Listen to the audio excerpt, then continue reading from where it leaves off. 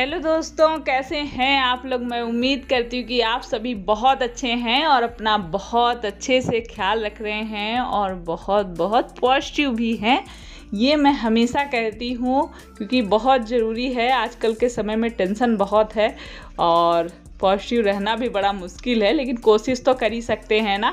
और अभी सुबह सुबह का टाइम था, ढोल नगाड़े बज रहे थे क्योंकि आज अष्टमी का दिन है और माता रानी के जब नवरात्रे होते हैं या कोई त्यौहार होता है तो नगाड़े बजाते हैं। तो चला गया था बजा के, फिर हम मतलब बुला के इन्होंने कुछ दिया उसको।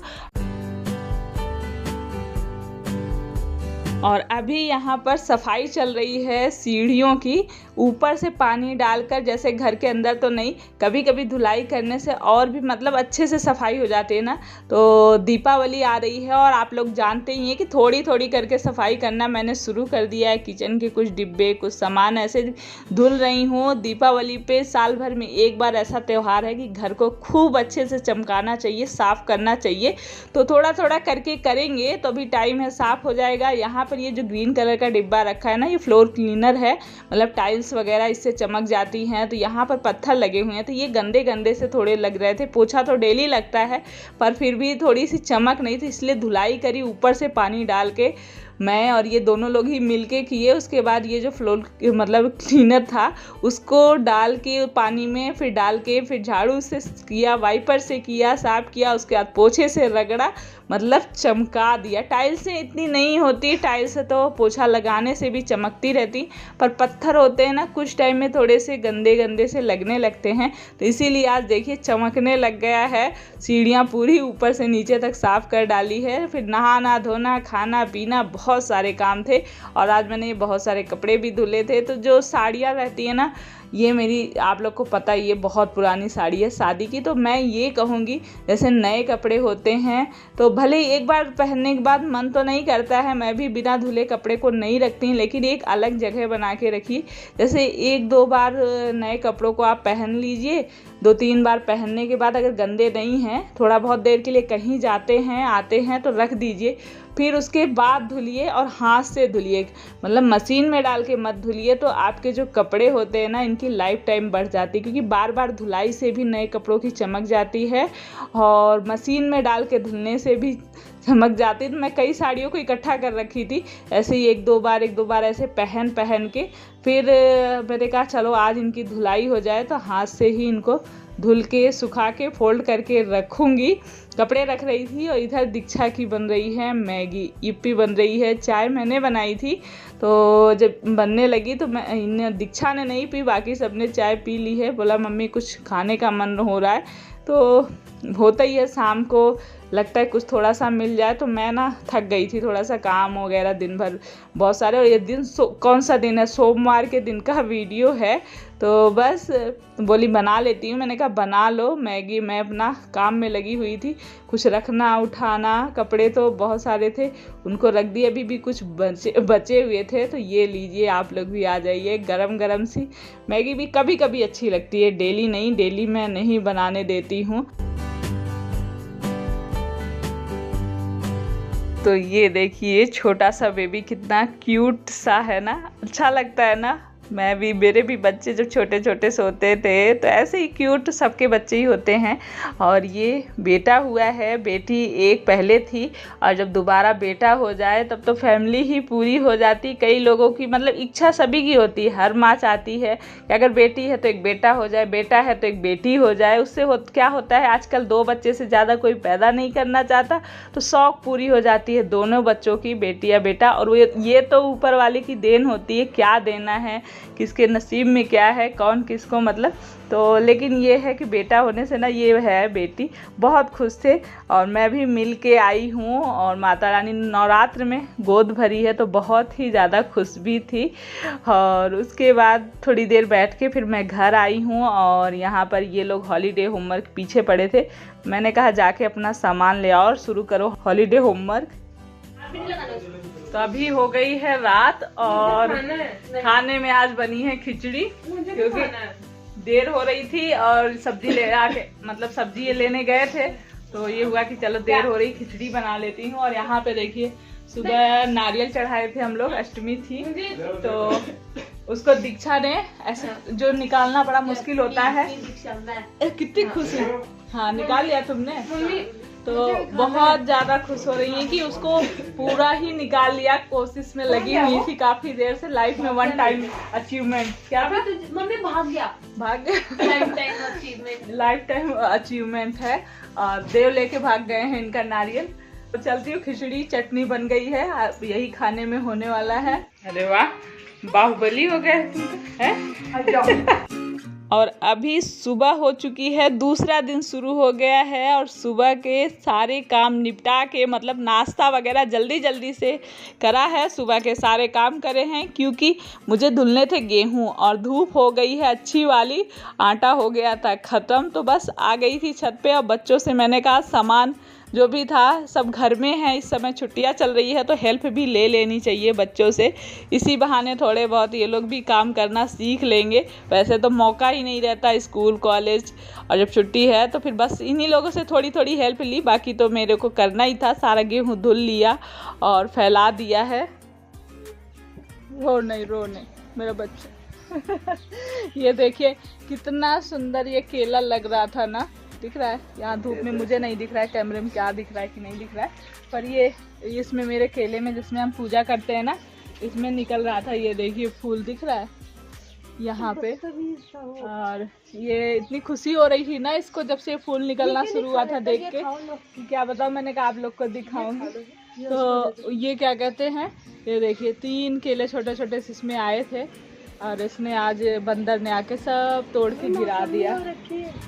हाँ मौसमी यही है, नींबू ही है ये। उधर वो तो जैसे गेहूं धुल के ना मैं ऊपर से नीचे आई, वैसे गाड़ी की आवाज़ आई कि सिलेंडर वाली गाड़ी आ गई थी। तो मैंने इन लोगों को बोला चलो नीचे और सिलेंडर लेकर आते हैं। तो बच्चे बोल रहे थे मम्मी छुट्टियों का खूब फ़ायदा उठा रहे हो आप। तो मैंने कहा क्या करूँ, ये मौका रोज़ रोज़ कहाँ मिलता है। भगवान ने भी आफत कर दी है, बारिश बूंदाबांदी शुरू हो गई थी। मैं ना गेहूँ दौड़ दौड़ के गेहूँ उठाई।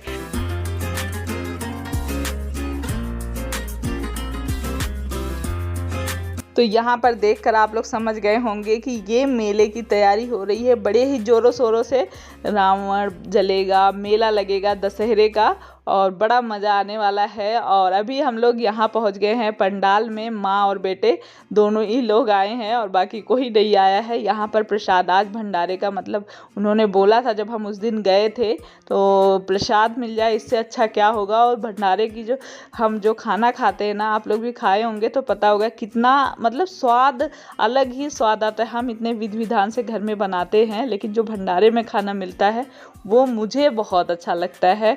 और मौका जब कभी ऐसा होता है तो मैं कोशिश यही करती हूँ कि भंडारे में ज़रूर जाऊँ और खा के आऊँ खाना, मतलब प्रसाद वहाँ का। और उसके बाद ये देखिए माता रानी के दर्शन कर लीजिए आप लोग भी।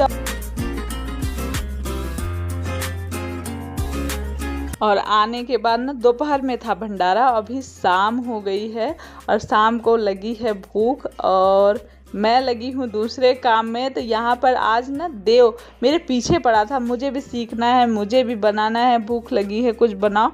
मैंने कहा जाओ खुद ही बना लो। तो मुझे सारी रेसिपी बतानी पड़ी और पूरे किचन में कैसे फैला रखा है सारे सामान, और खुद से सारी तैयारी करी और बनाया पास्ता इसने। और मैं ना सारे कपड़े फेंक के गई थी। जाते वक्त ना मैं सूट ढूंढ रही थी, दूसरा सूट पहनने के लिए कि जा रही हूँ भंडारे में तो पहन लूँ, लेकिन वो मिला ही नहीं जो सूट मैं ढूंढ रही थी। तो मैंने सारे कपड़े उठा के अलमारी से नीचे फेंके, फिर भी मतलब मिला नहीं तो नहीं मिला। फिर मैं वही पहन के, गुस्से में मुझे लगा कि जाने दो, मैं चेंज ही नहीं करूँगी, यही पहन के चली जाऊँगी। और आने के बाद अब सब रखना पड़ रहा है, फोल्ड कर करके सबको अच्छे से लगा रही हूँ। सूट सलवार मतलब एक साथ में करके लगा दूँगी कुछ टाइम के लिए, फिर ढूंढना नहीं पड़ेगा, कोई चीज़ इधर उधर नहीं होती है, कुछ टाइम तो सही ही चलता है।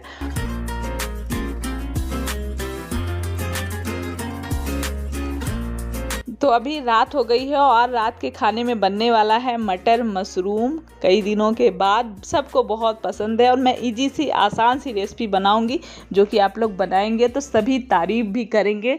और ज़रूर पसंद भी आएगी। तो बस बनने से पहले, लेकिन बनाने से पहले एक रिक्वेस्ट ज़रूर करूँगी कि प्लीज़ अच्छा लगता है वीडियो तो लाइक कर दिया करिए, और मेरे चैनल को अभी तक सब्सक्राइब नहीं किया है तो मेरी फैमिली का हिस्सा बनिए और प्लीज़ मेरे चैनल को सब्सक्राइब करिए, क्योंकि अच्छी चीज़ें मिलेंगी आप लोग को देखने की, ये मेरा विश्वास है।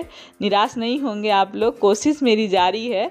तो बस मेरी फैमिली का जल्दी से हिस्सा बन जाइए। रेड वाला बटन जो है उसको प्रेस कर दीजिए।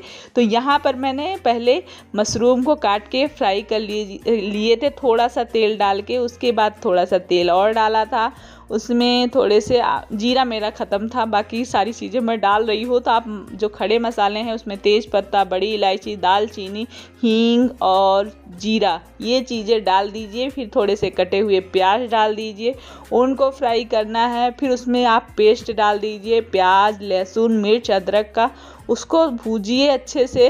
और यहाँ पर मैंने जब आई थी थोड़ी सी दही, उसमें से 2-3 चम्मच मैंने दही ले ली है और उसको अच्छे से फेंटना है।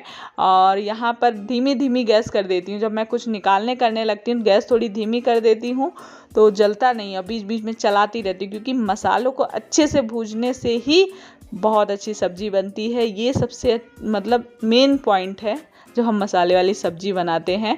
तो बस इसमें आप मसाले जो भी यूज करते हैं, हल्दी, धनिया पाउडर, गरम मसाला, सब्जी मसाला और बस लाल मिर्ची, ये सारे मसाले जो आप डेली यूज वही डाल देने हैं।